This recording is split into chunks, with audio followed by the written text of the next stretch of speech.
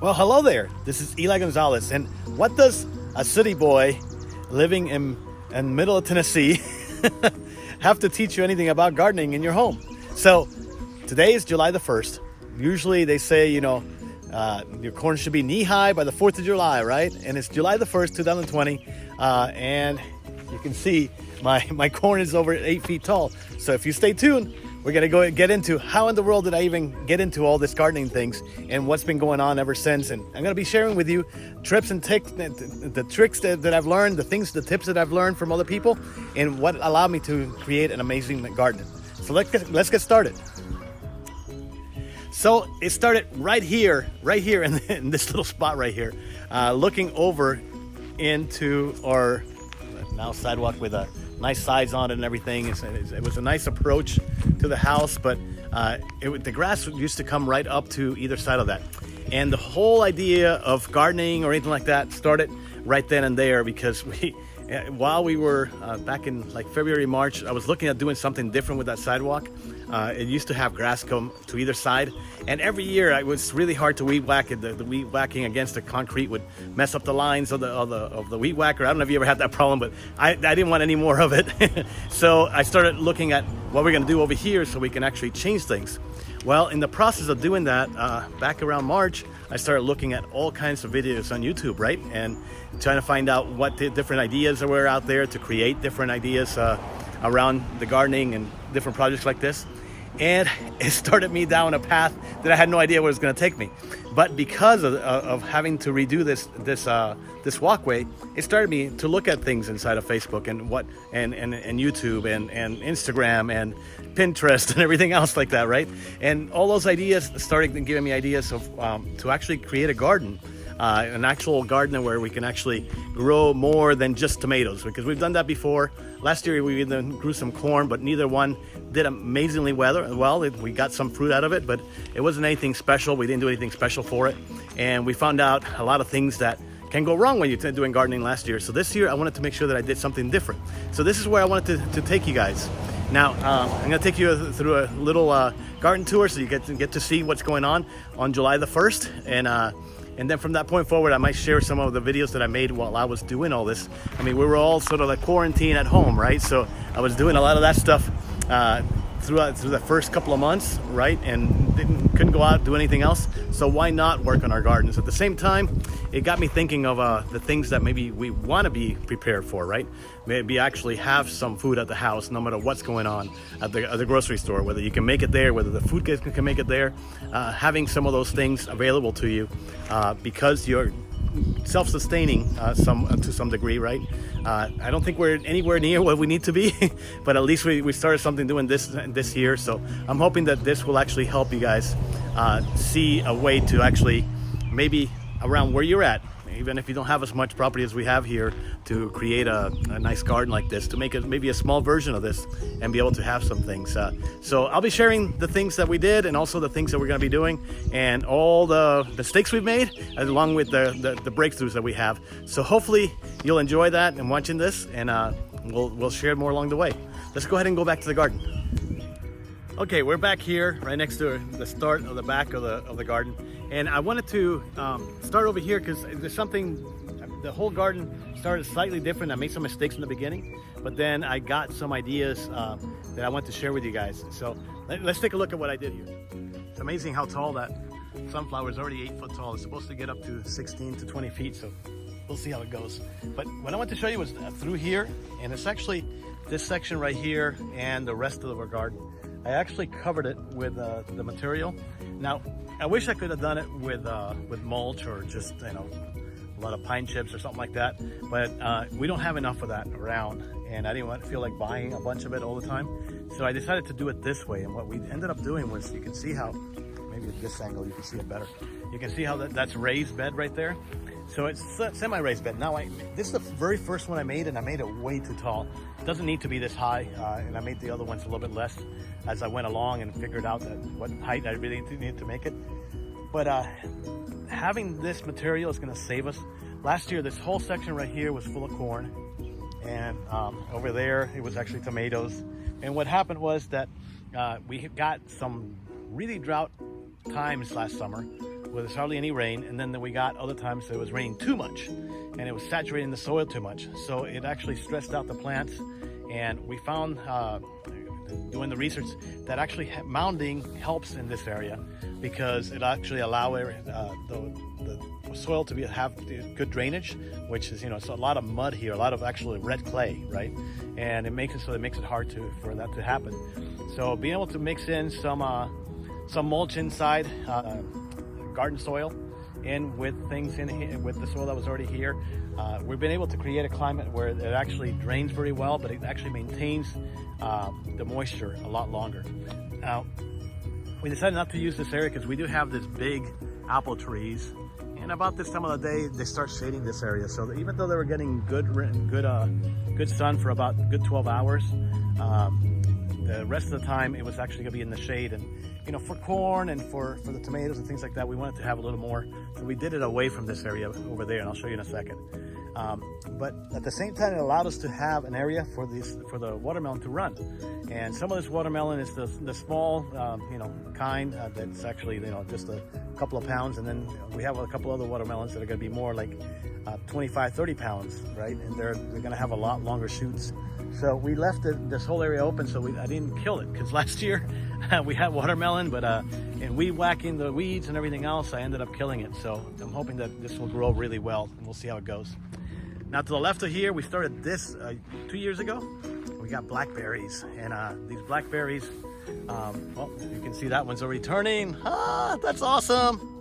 All right, so we have a bunch more, and this is a huge bush. All the way around, it's just full of berries this year, and we're looking forward to being able to have a bunch of berries. Next year, I'm just running out of time to see. Oh, there's another one down there. I'm gonna have to try it out a little bit later on. All right, so we're looking forward to those maturing, and then coming back over here, the very first row is more watermelons. And again, like I said, we're going to train them to start coming this way. They're looking like they're going the other way. So let's try this here and start pointing it this way. And same thing with this one. And there we go. All right. And that's the start of a good thing. Hopefully by making this video, we'll be able to see the rest of the year how things are going.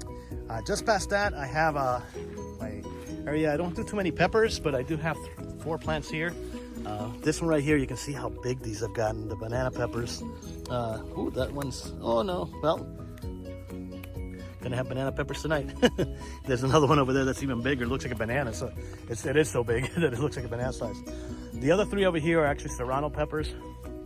I like them a little spice, but I don't like them too hot. And at the same time, I like serranos much better in flavor than jalapenos. Over here, that we have a cucumber that's doing okay. It's growing. It hasn't given us any cucumbers. I'm sorry. Yeah, this is cucumber. I think it's a Boston pickling cucumber. And just looking around to see that it hasn't given us too much female flowers yet. Got to get a couple of those. So that's one thing that we started to get now is squash bugs. You can see them there. And we squashed those bugs. We haven't been putting anything down to actually get rid of the bugs. There's another one there. Oh no, that's a ladybug. Well, at least it looks like a ladybug, I'm not sure. But the ladybugs we like to leave because they eat all the bad bugs, aphids and things like that, so we'll see. But basically we've been putting just natural stuff like neem oil to kill anything that might be hurting the plant. And they're doing pretty good. This one was a little stressed out early on. You can see I'm gonna have to put some stuff down again because they got early onset blight. And but most of the other, you can see how a lot of the newer vegetation that's growing, it doesn't have any, so just gotta take care of that. The squash over here right next to it, we actually have what I ended up doing with this one, you can see we actually started pruning and staking up the squash. Both this one right here, there's a yellow crooked neck, and this one is regular yellow squash. You can see one growing right there. And right next to it, I think we got all, oh no, there's one right there. Let me see if there's the leaves around. Oops. You can see one growing right there, a zucchini. And what we're gonna be doing this year is actually pruning a lot, so that it actually gets a lot more air circulating down there. So it cuts on the blight. You can see how this particular plant is doing really, really well. Anything that you see there is just actually fallen from the tassels of the corn because it rained yesterday. But it's looking really healthy and really big. The corn's next, and it's kind of hard. I started the video with this. This is 8 foot tall, so I can't take a good video unless I'm standing pretty far away from it. But as we go through here, we ended up with 2 different kinds of corn, and we're gonna try them both and share with you guys later in the season when we actually take them. Actually, in the next few weeks, we should have some. All right, so another thing that I made, and I'll have a video for you guys later, is actually when I made this out of extra scrap metal that we had in the area, and it's doing amazing. It's just everything's growing. Everything that goes in there is growing like mad, like cats and dogs. It's just mad.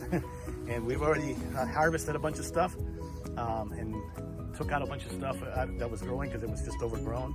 And right now, even this area, what's left in there is crazy. Made another one over here, and we got more carrots, chives, and onions. Cilantro. No, this one doesn't have cilantro. I forget what this is. Let me see. Oh, basil. Well, we got the spicy basil and the sweet basil, and I forget what the other one is. My wife takes care of that, but I made those for her so that she didn't have to be bending over to get a hold of anything. So that came out really nice. I have a couple of videos on when I made those, so I'll put those up a little bit later on in case you want to have some kind of project. Now the tomatoes are just past the corn, and they're just going crazy. You see how tall that is? They're almost like over 6 foot tall. For these determinants, this is sprinkled chocolate, I think. See how pretty they are right now. And these other ones are yellow bottle. I forget the name of them, but they look like little. When they're done, they'll look like little yellow light bulbs. They're both cherry type tomatoes. And you can see that one is blushing already. Look at that. Look at that. A little bit of red showing. That's awesome. All right. And then the other ones, I mean, they're all doing amazing. They're all hiding down there. You can see it's just full of fruit down there. This one's full of fruit. And this year, what we're doing, you can tell that we're pruning a lot. Oh my goodness, I hope that doesn't break off. Look at that. It's so full of tomatoes, it's crazy. I'll show you guys what I'm doing when I prune those to make the plant give us a lot more tomatoes than normal. And I don't know if you see the size of this. These flowers were supposed to be tiny, like the ones back there. See, the marigolds back there, they're like, what, 8 inches tall? These are marigolds too, and they look like bushes. I have no idea what happened. It rained a little bit and it's gone crazy. Now in front of that, you can see where I made some holes. I actually put a bunch of sunflowers that will be coming in late in the season, right in time for a lot of color to be out. But these over here, you can see that they're flowering and everything. I don't know if we have any fruit on this one yet. Oh yeah, we do. Look, tiny little ones. We did this one. These over here were done much later. Oh, look at that one. Another one. And so we should be having fruit throughout the season, maturing, right? But check it out. I mean, these things look like bushes. I'm not kidding. They're above my knee. That's my knee right there, right? I mean, it's taller than my knee. It's like my thigh high. Amazing. It's like they think they're corn or something. Oh, look at all that. So, well, I'll share some of the tips that I have with you guys. Some of you guys don't trim anything, and some of you guys would like to. I'm testing it out this year. Last year we didn't do anything, and we lost a lot of crop. This year, looking really good and amazing. I mean, everything's just going crazy, like gangbusters. All right, so you can see that I did rosemary along with tomato and trying to keep some of the bugs away. I did the same thing back here. I added some onions, and you can see how the onions are doing amazing too. They're all like, I don't know, 18 inches, 20 inches long. These things are like huge. So they're all growing really well through that. Right behind it, we have more squash. This is actually winter squash. This is, let me see if I can take you in there. This is our, oh, there we go, spaghetti squash. So it's already growing. That's just crazy. This is as big as my hand, as big as it can be. It barely being able to hold on to it. And just a couple of days ago, it was only that size right there. So looking forward to having a lot of fruit. I see a lot of fruit on that one. This another one back down there. That's huge. So this one was taken over. And what I ended up doing, this is after the fact, I created this trellis with like 6 different poles and a couple other ones to support it, to be able to make the plant go up, because they were already spreading out 8 by 8. Originally it said, to leave like 5 foot spacing in between them, and it just took over. So I wanted to make sure that it didn't take completely over the garden. So I went up, and hopefully that'll do really, really well. Now this, I gotta show you from this side. You can see the trellis there a little bit. We wanted to do something a little different this year, and I saw people creating these. And it's actually out of cattle fencing and bending it. And it just creates a nice little trellis for everything to go up. We wanted to have a nice green tunnel for everything to come up. So we have some, let's see, this side is the burpless cucumber. This side is the Boston pickling. And we're hoping that it just, both sides climb up and make a nice green tunnel here. And as we go into the tunnel, the other side is actually, this is gonna be, I forget what kind of watermelon this was, but this is a watermelon that we're making it climb also. And it'll be really cool to have these watermelons hanging from inside of here in about a month or so. So it'll be really cool to see that. On this side, we have cantaloupe growing. So the same thing, we're training it to come up and hoping that that just takes over this whole area and makes a nice little area that's also going to be shaded, because what I wanted to do is as we go into later season, I wanted to go ahead and plant some carrots and some chard and a few other things in here where they're going to be a little bit more protected from the heat of the middle of the summer. So sort of like thinking ahead, right, and creating this ahead of time. Now just past the trellises here, we have other trellises with more. Well, look at this. This grew like crazy overnight, so I got to train that to go up. But these again are more cucumbers, both the pickling kind and the burpless ones that are bigger, right? This over here is actually Roma beans that are growing. And as we come through here, you can see the two levels. This one I planted a couple of weeks ago. This one I planted about a month ago. And we have tiny little beans everywhere. Check it out. They're everywhere. So these are growing like cats and dogs. Now, I just planted some new things. I have Armenian cucumber growing here.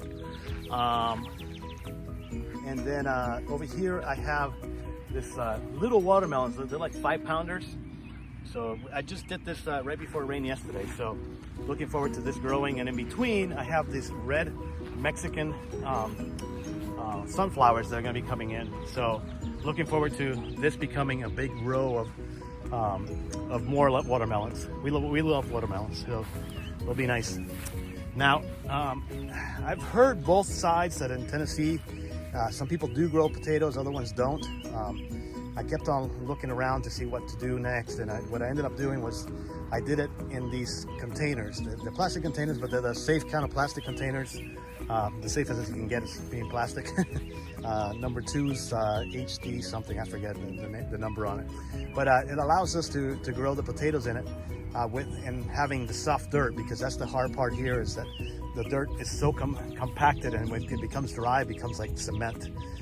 So this will allow us to have a lot of them, and looking forward to seeing what this brings. I did these early on, back in May, and you can see how tall and they are already. And then this down here is actually one that I did last week, and I have a couple other ones to put down. So we're gonna have a lot of potatoes coming up, and looking forward to seeing that. But that's it, guys. This is our garden. We have a lot of things. I wanted to show you, what we put in. Some of you, this is like a tiny little garden. This is the biggest garden I've ever done in my life. But looking forward to being able to share with you what we're doing, how the crops come along, what we did to get it together, and share that every single day with you, right? So thank you for coming along. I'm gonna go have my banana pepper, which is kind of weird looking.